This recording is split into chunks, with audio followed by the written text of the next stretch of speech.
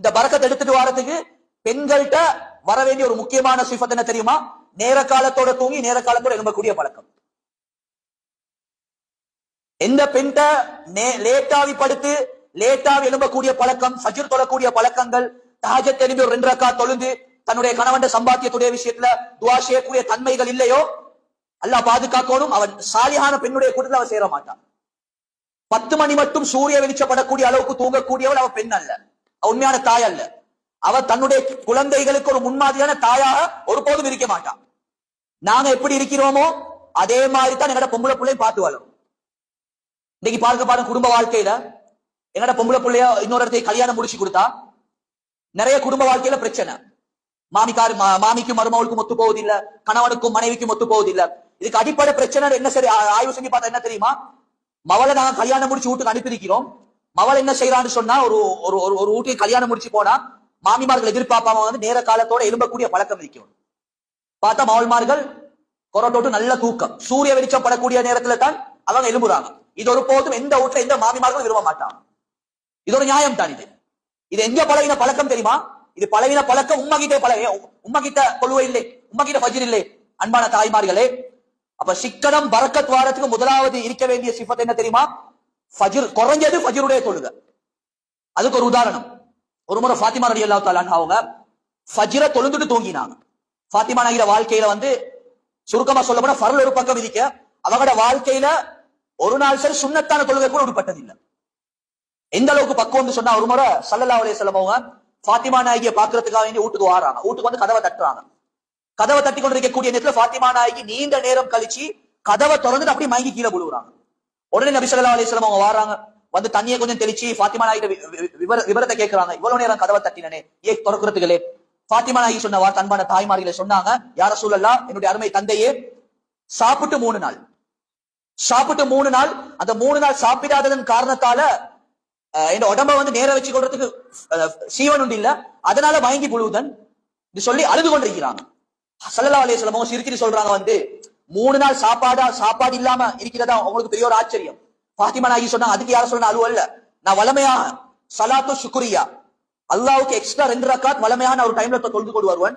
இந்த 3 நாள் சாப்பாடு இல்லாததன் காரணத்தால் உடம்ப நேர வச்சு கொள்றதுக்கு ஃபிட் இல்லாம இருந்துச்சு, அது அந்த 2 ரக்காத் தொலை கிடைக்கலன்னு தான் அழுது கொண்டிருக்கிறாங்க. இது என்னது? ஃபர்லுடைய நிலைமை இல்ல, சுன்னத்தான தொழுகை உடுப்பட்டி செய்ய சொல்லி ஃபாத்திமா நாயகியுடைய கவலை. இப்படித்தான் அந்த காலத்துல பெண்கள் இருந்தாங்க, அவ்வளவு பக்குவமான பெண்கள். அப்ப ஒரு முறை ஃபஜ்ர தொழுந்துட்டு ஸல்லல்லாஹு அலைஹி அந்த ஃபாத்திமா நாயகி தூங்கி கொண்டிருக்கிறாங்க. ரசூலுல்லாஹி ஸல்லல்லாஹு அலைஹி வஸல்லம் வீட்டுக்கு வராங்க. வீட்டுக்கு வந்து என்ன செய்யறாங்கன்னு சொன்னா, ஃபாத்திமா நாயகியை கட்டிட்டு சொல்றாங்க, யா ஃபாத்திமா ரலியல்லாஹு தஆலா அன்ஹா, ஃபஜ்ர தொழுந்துட்டு தூங்கக்கூடிய பழக்கம், அதிலும் குறிப்பா பெண்கள் இருந்தேன்னு சொன்னா அல்லாஹ் அவர்களுக்கு வறுமையிட வாசலை திறந்து கொடுத்துருவாங்க. இது எத்தனை பேர் விளங்கி வச்சிருக்கிறோம்? இன்னைக்கு ஸ்கூட்டி கழிச்சு பார்த்தேன்னு சொன்னா, எங்கட கொழும்பு பேச்சுல சொல்றேன்னா, மாப்பிள்ள துபாயில பொண்டாட்டி டபாயில சம்பாதிக்கிறது போதும் எவ்வளவு பார்த்தாலும். இதுக்கு அடிப்படை காரணம் என்ன தெரியுமா? நோனா சரியான தூக்கம், நைட் ஃபுல்லா நைட் அடிக்கிறது. அந்த டிராமாலையும் படத்திலையும் போன்லயும் பேஸ்புக்லயும் இருந்து கொண்டு தூக்கம் முழிச்சிட்டு லேட்டாவி படுக்கிறாங்க, லேட்டாவி எழும்புறாங்க. இதனுடைய முசீபத் அடிக்குது கணவன் வாழ்க்கையில. அன்பான தாய்மார்களே, சகோதரிகளே, அப்ப சொல்ல வந்த விடயம் என்னன்னு சொன்னா, ஃபஜ்ருடைய தொழுகை ஒரு முக்கியமான ஒரு தொழுகை. ஃபஜ்ருக்கு பின்னால தூங்காமல் இருக்கிறது ஒரு முக்கியமான ஒரு இபாதத். இந்த பழக்கம் என்ற வாழ்க்கையில இருக்கா? இந்த பழக்கம் யாருக்கிட்ட இருக்குமோ இவங்கள்ட்ட சிக்கனம் என்ற தன்மை இருக்கும். ஒரு நாளைக்கு 1000 ரூபாய் 500 ரூபாய் இருந்தாலும் சமாளிச்சு என்ன செய்வாங்க? உலகத்துல வாழ்வாங்க. அன்பான தாய்மார்களே, சகோதரிகளே, கஷ்டங்கள் வரக்கூடிய நேரத்துல, கொஞ்சம் பொருளாதாரத்துல முன்ன பின்ன வரக்கூடிய நேரத்தில் அன்பான தாய்மார்களே, ஒரு நல்ல பெண்கள் எப்படி யோசிப்பாங்கன்னு சொன்னால், அல்லாஹ் தஆலா ஃபாத்திமா நாயகி 3 நாள் 4 நாள் கஷ்டப்பட்டு கொண்டிருந்தாங்க. அல்ல அந்த நிலைமையில என்னைய வைக்காம ஒரு நாளைக்கு ஒரு நேரத்துக்கு ஒரு சம்பளம் சோத்தோட சரி என்ற கணவர் எனக்கு தின்ன போடுறாரு, இந்த நன்றி உணர்வோட வாழ்வாங்க. இது நல்லொழுக்கம் உள்ள பெண்கள் இருக்கக்கூடிய தன்மைகள்.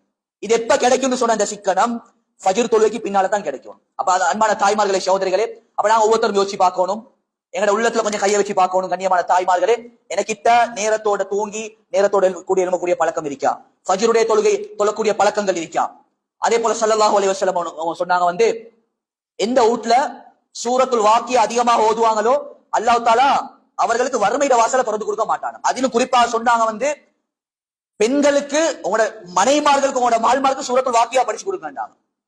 அன்பான தாய்மார்களே, சகோதரர்களே, அப்துல்லா பின் மஸ்ஊத் ரலியல்லாஹு தஆலா ஒரு முக்கியமான ஒரு சஹாபி, சக்கராத்துடைய நேரத்தில் இருக்கிறாங்க. உஸ்மான் ரலியல்லாஹு தஆலாவுடைய ஆட்சி காலம். இப்ப ஜனாதிபதி அவங்க என்ன செய்யறாங்கன்னு சொன்னா, அப்துல்லா பின் மஸ்ஊத் ரலியல்லாஹு தஆலா அவர்களை சந்திக்கிறதுக்காக வேண்டி வராங்க.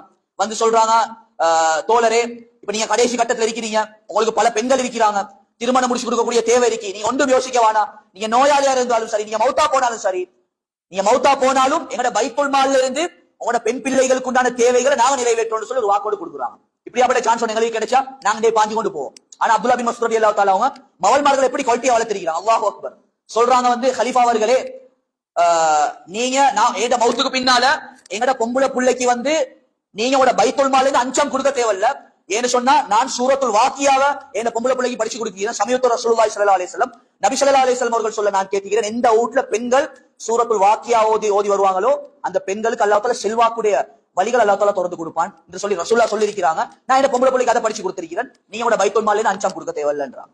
அன்பான தாய்மார்களே, சகோதரர்களே, பரக்கத்தை எடுக்கிறதுக்கு, சிக்கனமான வாழ்க்கையை வாழ்றதுக்கு அல்லாஹ் எல்லா முறைகளையும் உலகத்துல எங்கட காலடியில் அல்லாஹ் தஆலா வச்சுதான் இருக்கிறார். இன்னைக்கு நாங்க எடுக்காதது தான் பெரிய ஒரு பிரச்சனையாக இருக்கு.